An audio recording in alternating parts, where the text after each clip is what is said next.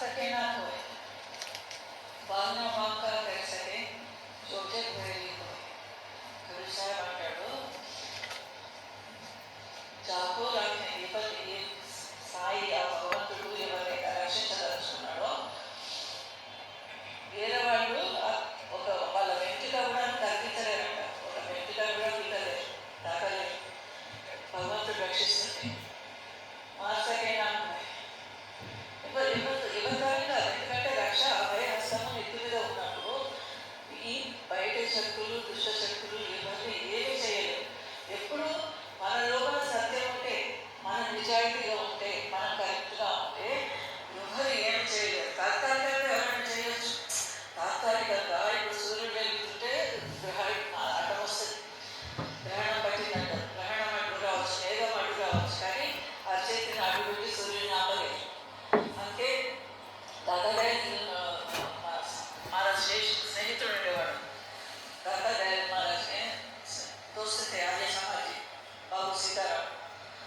అయితే ఆయన ఇంట్లో వీళ్ళందరూ కూర్చొని ఇలా మాట్లాడుకుంటున్నారు, సత్సంగంలాగా చేస్తున్నారు సింపుల్గా. అయితే అక్కడ ఉన్న పిల్లగాడు, చిన్న పిల్లగాడు ఉన్నాడు, వాడు 6 ఏళ్ళు 7 8 ఉన్నాడు, అంతే చిన్న పిల్లగాడు, 10 ఏళ్ళ లోపు పిల్లగాడు. వాడు ఏమన్నాడు, ఇక్కడ 20 మంది 10 మంది కూర్చున్న వాళ్ళు అని తెలిసి అందరూ బయటికి రాడు మహారాజా సబ్జెక్ట్ సబ్ బాయరాజా అనేసరికి మీరు ఎందుకు ఇట్లా చెప్తున్నాడు అంటే, చిన్నపిల్లగాడు మనం ఏమనుకుంటాం, మనకి ఏం తెలుస్తుంది, అట్టుగానే ఆటలలో అంటున్నాడు, రమ్మంటున్నాడు బయటికి, ఎవరు మనకి ఏం చేయరు, ఎవరు పోరు. అటువంటిది ఒక్కసారి కాదు, వాడు 3-4 సార్లు రమ్మన్నాడు. అనేసరికి లేచేది వీళ్ళు, ఎందుకంటున్నాడు వీళ్ళందరూ లేచి బయటికి వెళ్ళేసరికి ఒక్కసారిగా ఇల్లు కూలిపోయింది. అంటే వీళ్ళందరి కర్మ మంచిది కావడం వల్ల ఏం జరిగింది, భగవంతుడు రక్షిస్తున్నాడు. వీళ్ళందరూ సత్యసంధులే కావడం వల్ల ఆ కాలం వాళ్ళందరూ సత్యసంధులే. ఇప్పట్లాగా కాదు, అంత కలిపి ప్రపంచం చెప్పేది ఏది చేసేది చెప్పాలి.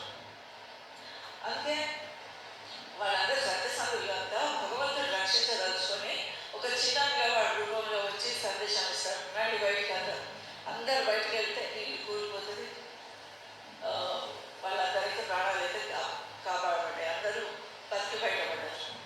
విషయం ఏంటంటే, రక్షించేవాడు మనవాడైతే, వడ్డించేవాడు మనవాడైతే మనకు ఎవరితో ఏం భయం అనేది ఉంటుంది. నిర్భయంగా ఉండాలి. మహారాజే చెప్పాడు, పరదేవి మహారాజు నిర్భయంగా ఉంటాడు. నిర్భయంలో ఎప్పుడైతే ఏదైనా తప్పు చేస్తే, ఏదైనా అన్యాయం చేస్తే, అవతల వాళ్ళ గొప్పలు కూలిస్తే, లేదా ఇతరులు ఇంకా ఏ హాని చేస్తే, ఇతరులకు హాని చేస్తే అప్పుడు ఎవరు రక్షించడానికి హాని చేస్తే అంతరంగానే ఒప్పుకోదు, దాని ప్రభావము ఫలితం అనుభవించవలసి వస్తుంది. ప్రతిదానికి క్రియకు ప్రతిక్రియ ఉంటూనే ఉంటుంది. అదేవిధంగా మనకు రక్షణ దొరుకుతుంది అంటే నిర్భయం కావాలంటే తప్పు చేయకూడదు.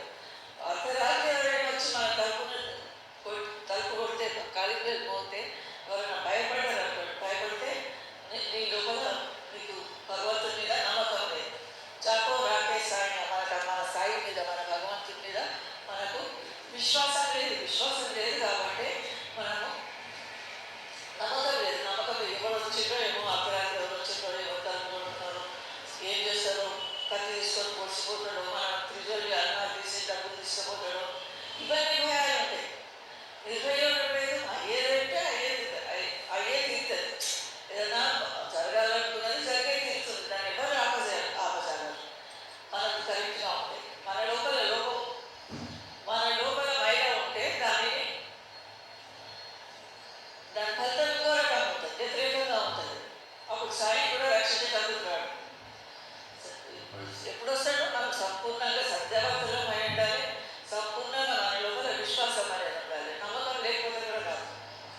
ఒక గురువు దగ్గరికి శిష్యులు వస్తాడు, ఇద్దరు తీసుకొస్తాడు, ఒక తండ్రి 2 శిష్యులను తీసుకొచ్చి మీ ఇద్దరికి మీ విద్య బోధించి మీ దగ్గర చేర్చుకొని మీ ఆశ్రమంలో ఉంచుకొని తండ్రి 2 పిల్లలను, 2 కొడుకులను, పెద్ద కొడుకు చిన్న కొడుకు 2 కొడుకులను గురువు గారి దగ్గర పెట్టేసి వెళ్ళిపోతాడు.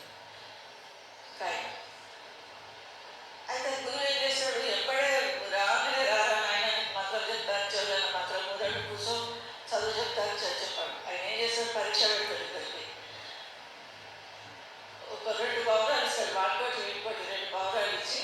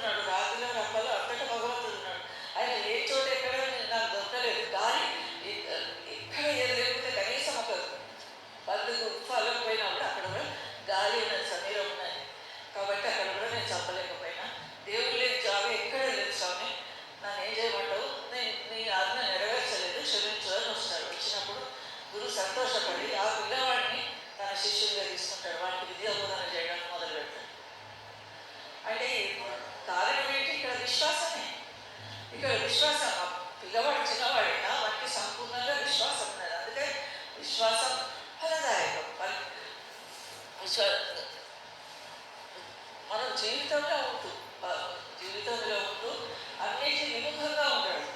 ఇవన్నిటికీ భయాలు అంటే నిర్భయంగా కావాలి. ఎందుకంటే ఈ భయాలకు అతీతంగా ఉండాలి. భయాలు అనేవి మన మనసులో పీడించకూడదు, మన మనసులో కూడా ఉండకూడదు. ఎప్పుడు ఉంటుంది? తప్పు చేసినప్పుడే, ఏదైనా ఒక మచ్చ ఉన్నప్పుడు మాత్రమే మనం ఒకళ్ళు భయపడే అవసరం ఉంటుంది. కానీ ఇక్కడ ప్రస్తుతం సమాజంలో ఏమైతున్నది?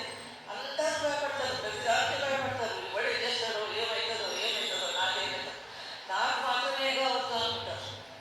అవతల తప్పు చేస్తున్నా కూడా తెలిసి చూస్తుంటారు, కానీ అట్లా కలుగ చేసుకుంటారు. అబ్బో నాకేమవుతుందో, నేనేది తీసుకోవాలి. ఇవన్నీ స్వార్థపరమైనటువంటి ఆలోచనలు. ఈ స్వార్థాలు, ఈ నేరాలు, ఘోరాలు ఇవన్నీ ఏమీ లేకుండా శుభ్రంగా, మనసు శుభ్రంగా ఉండాలి, సత్యసత్తులమై ఉండాలి. ఇందులో చెత్త చెదారం ఏమి ఉండకూడదు లక్షణాలు ఏమి ఉండకూడదు. ఏవైతే భగవంతుడికి ప్రియం కావో, ఇష్టం కావో, భగవంతుడికి ఇష్టమైనవి సత్యము, ప్రేమ, దయ ఇవన్నీ భగవంతుడి లక్షణాలు. వాటికి వ్యతిరేకమైనటువంటి లక్షణాలు మనం కలిగి ఉంటే ఏమీ తప్పదు. అప్పుడే జాగో రాకే సాయి ఆయనకందుకే లేదు. సాయి భగవంతుడు రాడు, ఎవరు రక్షించేందుకు రాడు. మన లోపల తప్పులు ఉంటాయి. ఎందుకంటే ఈ తప్పులు మనలో వచ్చిన ఆలోచనని అదొక మన కర్మ మీద మారిపోతుంది. దాని మీద మనం అనుభవించవచ్చు.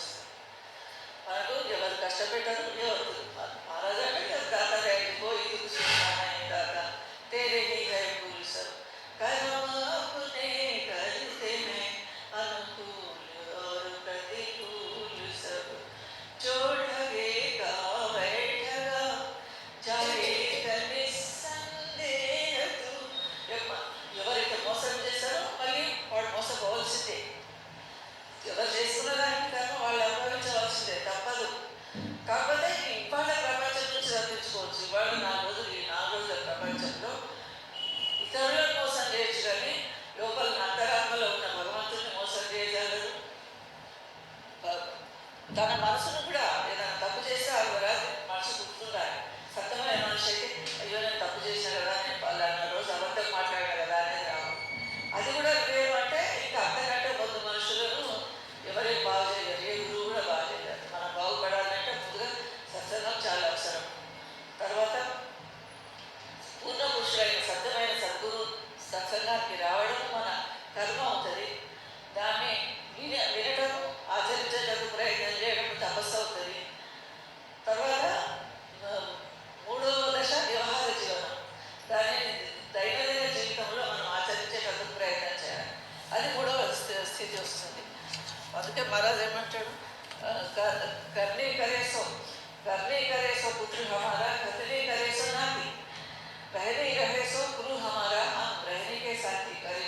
कबीर साहब అంటారు, కథనే करे सो पुत्र हमारा. కథ చెప్తాం, ఇవన్నీ నీతి వాక్యాలు చెప్తుంటాం, కానీ ఇల్లు కొడుకుతో సమానం. కథనే करे सो पुत्र हमारा करने करे सो पुत्र हमारा कथने करे सो नाती. కథ చెప్పేటోళ్ళు మనవరాలు చెప్పేటి నీతి వాక్యాలు చెప్పడం. మనం ఆచరించకపోయినా సరే ఇంకో వెళ్ళకి నీతి వాక్యాలు చెప్తే అది కథనే అవుతుంది. खुदा मलाइका कर दूसरों को बोलते. ये नाती చుట్టరికం అనేది మనవరాలకి తనకు కొంచెం దూరం మధ్యలో ఇంకొక గోడ ఉన్నది కదా, పుత్రుడి గోడ ఉన్నది. కర్ణి కరేసో పుత్రుడు. కర్ణి అంటే ఆచరణాత్మక జీవనం. మన దైనందిన జీవితంలో మనం అమలు చేస్తున్న పనులు అవి అటువంటి వాళ్ళు. పుత్రు హమారా కొడుకు లాంటి వాళ్ళు. కథలు చెప్పి కాలం గడిపేవాళ్ళు మనవలతో సమానం. रहने रहे सो गुरु हमारा हम रहने के साथी. रहने అంటే వ్యవహార జీవనం, దైనందిన జీవనం, ఆచరణాత్మక జీవనంలో మనము ప్రతి మాట, మహారాజ్ చెప్పే మాట, సద్గురు చెప్పే మాట, ప్రతి అణువను ఒక్కొక్క ముత్యాన్ని మనము ఆచరణాత్మక జీవనంలో గడుపుతుంటే, ప్రేమమయమైన హృదయాన్ని మనం తయారు చేసుకుంటే, బేస్మెంట్ తయారు చేసుకుంటే, అప్పుడు మహారాజా కబీర్ సాహెబ్ ఏమంటున్నాడు, హం రహనీకే సాథి, అట్లా ఆచరణ చేసే వాళ్ళతో వాళ్ళ ఎవ్వడి నేను ఉంటా, వాళ్ళే నాకు గురువుతో సమానం. ఆదిసంత్ కబీర్ సాహెబ్ చిన్న చితక వ్యవహారం మనిషి కాదు. ఆదిసంత్ కబీర్ సాహెబ్ అంటే ఆయన ఈక్వల్ ఎవ్వరూ లేరు ప్రపంచంలో. మొదలు కబీర్ సాహెబ్ తర్వాత స్వామీజీ మహారాజ్, ఆయన తర్వాత ఎన్నో ఏళ్ళకు మహారాజ్ వచ్చాడు కబీర్ సాహెబ్, స్వామీజీ మహారాజ్ గారు. కబీర్ సాహెబ్ ఆదిసంత ఆయన చెప్తున్నాడు ఆ కాలం. మనం అనుకుంటాం 700 ఏళ్ళ క్రితం ఆయన చెప్పిన మాట. ఇవన్నీ సార్వజనీనం సార్వకాలికం, ఎప్పటికీ అన్ని కాలాలకు మనకు వస్తాయి. అన్ని అన్ని సమాజాలకు, అన్ని భాషలకు, అన్ని ప్రపంచంలో ఉన్న యావత్ ప్రపంచంలో ఉన్న మానవాళికి అందరికీ ఉపయోగపడే సందేశం ఇచ్చింది కబీర్ సాహెబ్. ఒక కొత్త పరిధిలోకి ఒక నలుగురు మాత్రమే, 10 మందికి మాత్రమే కాదు, మొత్తం ప్రపంచానికి సందేశం ఇచ్చింది. అవి 7 ఏళ్ల నాటియా 8 ఏళ్ల నాటియా, మరి ఆ మాటకు వస్తే భగవద్గీత 5000 ఏళ్ల నాటి భగవద్గీత శ్రీకృష్ణుడు చెప్పింది ఇవాళకి కూడా మనం పారాయణం చేస్తున్నాం. ప్రతి ఆలయంలో చదువుతారు, లేదంటే ప్రతి ఇంట్లో కూడా భగవద్గీత శ్లోకాలు పారాయణం చేస్తారు. ఎందుకు చేస్తున్నాము? మంచి ఎవరు చెప్పినా మంచి, మంచి ఎవరు చెప్పినా మంచి. భగవంతుడు 5,000 సంవత్సరాల క్రితం చెప్పిన భగవద్గీత ఇవాళకి కూడా అన్ని ప్రపంచంలో ఉన్న అనేక భాషలు, రామాయణం కానీ భారతం కానీ, ముఖ్యంగా భగవద్గీత అన్ని భాషల్లోకి తర్జుమైంది అనువాదం అయ్యి రెడీగా. బయట వాళ్ళు విదేశీయులు కూడా మన సంస్కృతిని మన ఎందుకు ఇష్టపడతారంటే కారణం ఇదే. ఈ భగవద్గీత సారాంశాన్ని మనలో మనకు తెలియదు. మన కృష్ణుడే చెప్పాడు కదా, మన రామాయణం మన దగ్గరనే అయింది కదా అని అనుకుంటాం. కానీ బయట వాళ్ళకి విలువ తెలుస్తుంది. ఎందుకంటే వాళ్ళకు ఇటువంటి సంస్కృతి లేదు. వాళ్ళకు ఇటువంటి మహాపురుషులు, పూర్ణ పురుషులు కానీ, సంత మహాత్ములు కానీ అక్కడ పుట్టింది చాలా తక్కువ. విదేశాల్లో అలా ఫారెన్ కంట్రీస్లో ఒక యోగులు, తపస్సంపన్నులు, అవతార పురుషులు అవతరించిందంతా మన దేశంలో. అందుకనే మన దేశం మనకు చాలా గొప్పది. జబుగా శబ్దకి ధును ప్రగటి బాహర్ కా గానా భూల్ గయా. మహారాజు శబ్దము పెట్టినది దాటరాజు. जब अंतर शब्द की धुन प्रगटी बाहर का गाना भूल गया, घट में अपने बैठक पाई मन द्वंद्व मचाना भूल गया. दृष्टि सृष्टि गति समझ पड़ी, जैसी दृष्टि वैसी सृष्टि, काल करम माया और भव भया आंख दिखाना भूल गया.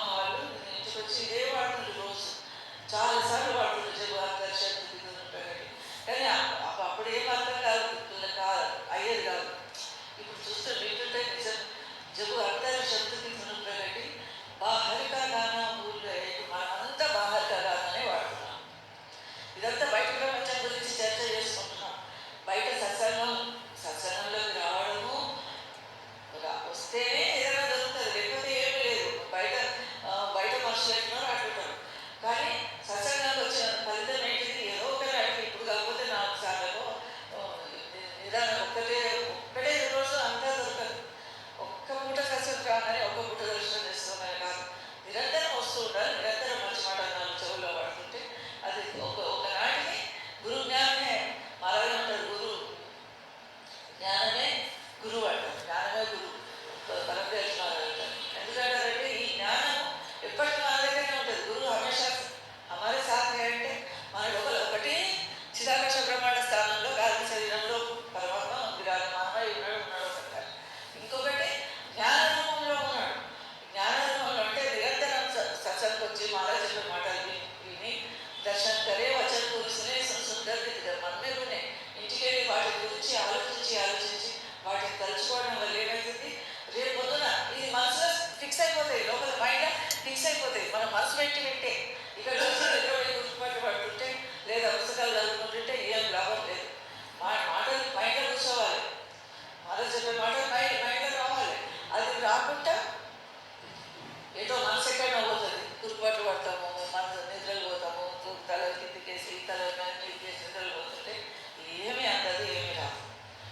మనసు పెట్టి వింటే మాత్రము ఆ మనసు లోపల మాట కూర్చుంటే అది ఒకనాటి ఇవాళ పని చేయించుకుంటూ చేయండి. ఇంకా రాను రోజులు 1 వీక్ 2 నెలలకు 6 ఏళ్ళకు 3 ఏళ్ళకు ఎప్పుడో ఒకసారి అది పని చేస్తాడు. లేదా నేను తప్పు చేస్తుంటాను మహారాజు వద్దన్నాడు కదా అన్నమాట.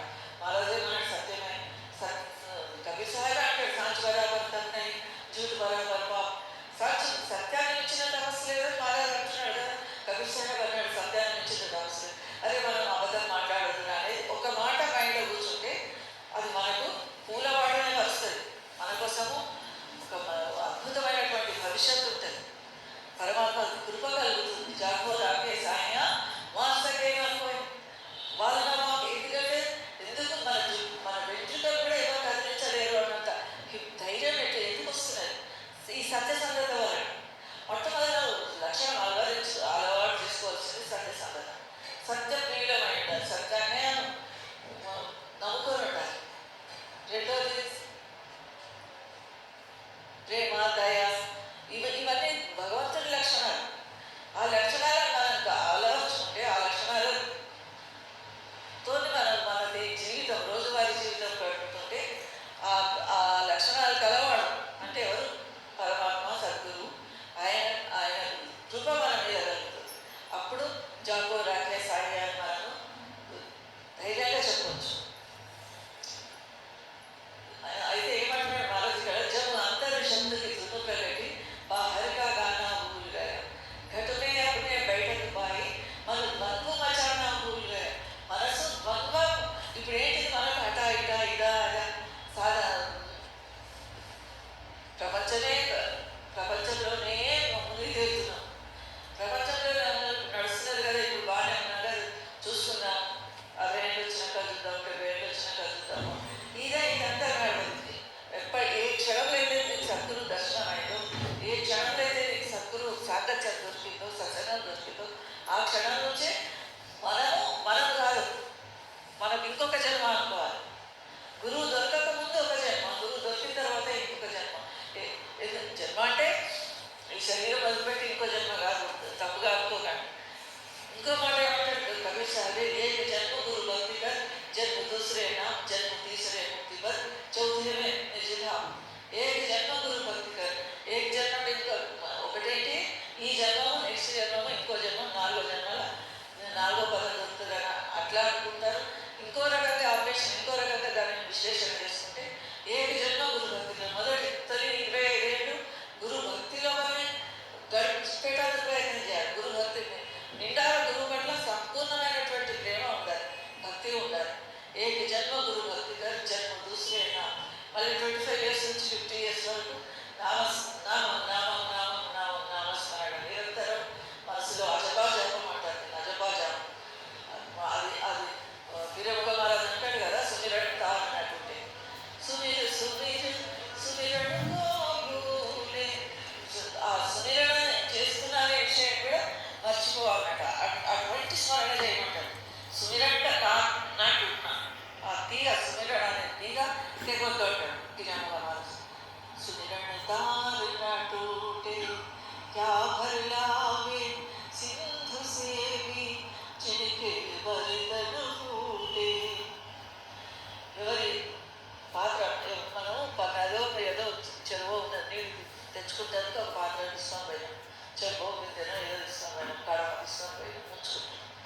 దానికి ఒక చిన్న రంధ్రం పడింది అనుకోండి, సముద్రంలో నుంచి ఇంత పెద్ద కడవలో నీళ్ళు తెచ్చినా కూడా ఇంటి దాకా రావు, దారిలోనే అన్ని ఆగిపోతాయి.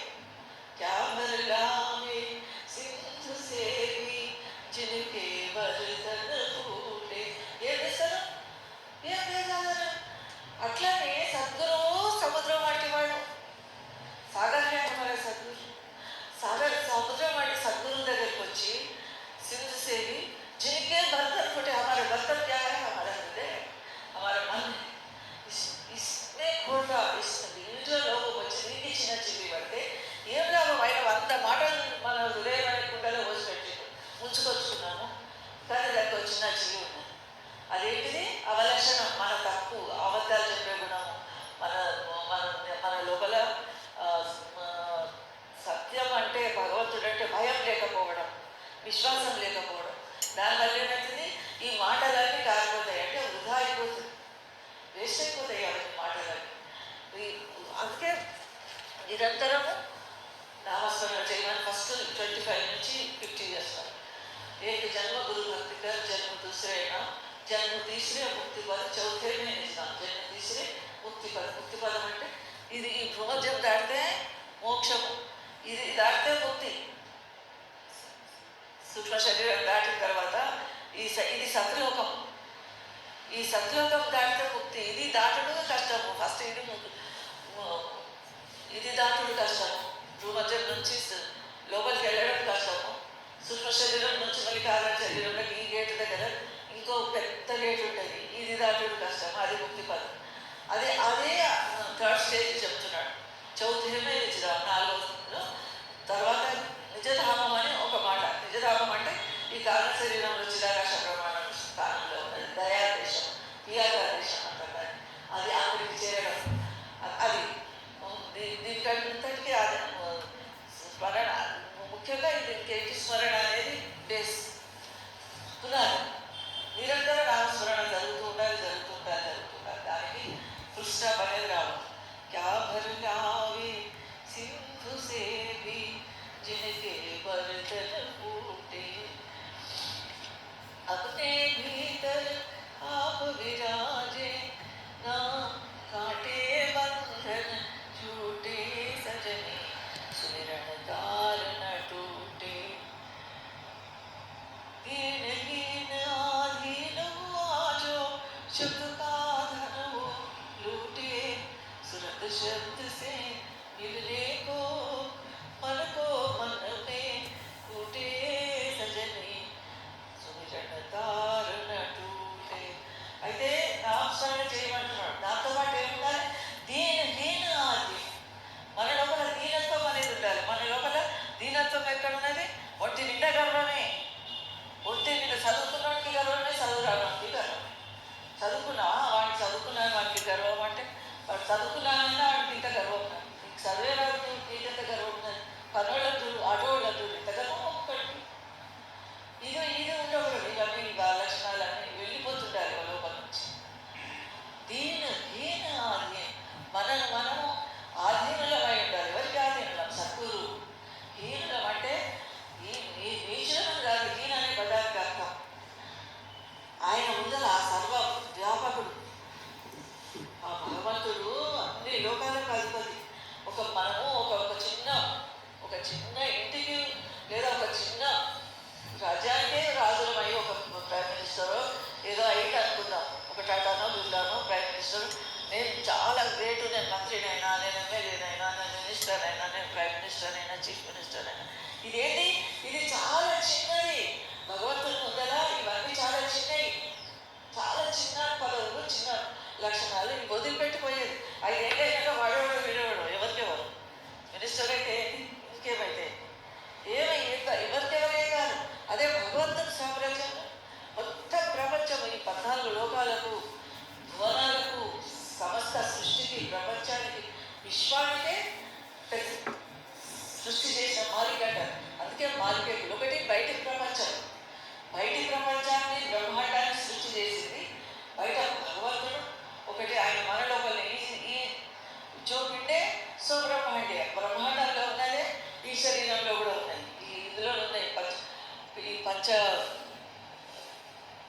పంచ తన్మాత్రలు, పంచభూతాలు ఇవన్నీ కూడా మన లోపలనే ఉన్నాయి, బయట ఉన్నాయి. ఆ బయట ఉన్న భగవంతుడు ఇంత పెద్ద విరాట్ సృష్టిని చేసినవాడు మన లోపల కూడా ఉన్నాడు కదా. మన లోపల అన్నాడు అని అన్నాడు. భగవంతుడు లేని ప్రదేశం అంటూ లేదు. అందుకే ఆ పావురం తెచ్చిన పిల్లగాడు ఏమన్నాడు, చిన్న గుఫాలకు పోయిన మహారాజ్ అక్కడ కూడా భగవంతుడు ఉన్నాడు, గాలి రూపంలో ఉన్నాడు భగవంతుడు, ఆయన లేని ప్లేస్ ఎక్కడ లేదు. అందుకే నేను ఈ పావురాన్ని వాపస్ తీసుకొచ్చినట్టు చెప్తాను. అంటే భగవంతుడు అంతటా అణువడుగున మన లోపల, మన హృదయంలో ఉన్నాడు, బయట ఉన్నాడు, నిరంతరం అందరి లోపల ఉన్నాడు. అందరి లోపల సమస్త సృష్టి, రాయి రంప పురుగు పుట్ర జంతువులను లేదు అన్నిట్లలో ఉన్న భగవంతుడిని చూడగలగడం, చూసే నేత్రాలు ఫిరముగా మారని అంటాడు. ఆకే జుదా జుదా జిసంకి ఆకే సప్నా దేకే, ఈ శరీరంకున్న కళ్ళు కళ్ళలు కట్టాయట. మళ్ళీ ఆకే జుదా జుదా వేరు వేరు కళ్ళు, భగవంతుడిని చూసే కళ్ళు వేరు, అవి అంతర్నేత్రాలు. అక్కడ ఆ భగవంతుడు శబ్ద ప్రకాశాల రూపంలో వెలువడుతున్నాడు, దర్శనం ఇస్తున్నాడు కనుక శబ్దం ఏంటిది? శబ్దం వినేటందుకు బయట శబ్దము వేరు, లోపల శబ్దం వేరు. లోపల శబ్దాన్ని వినేటందుకు లోపల చెట్టు కర్ణేంద్రియాలు కావాలి, అంతఃచక్షువులు, లోపలి చక్షువులు. ఈ కళ్ళు బయటి కళ్ళు బయటి ప్రపంచాన్ని చూస్తాయి, లోపలి ప్రపంచాన్ని చూడడానికి లోపలి కళ్ళు కావాలి. అది ప్రసాదించమని మన రాజాల స్వామి సద్గురు మనం వేడుకుందాము. ఆ స్థితి మాలిక్య కుల్, ఆ స్థితికి చేరుకునేట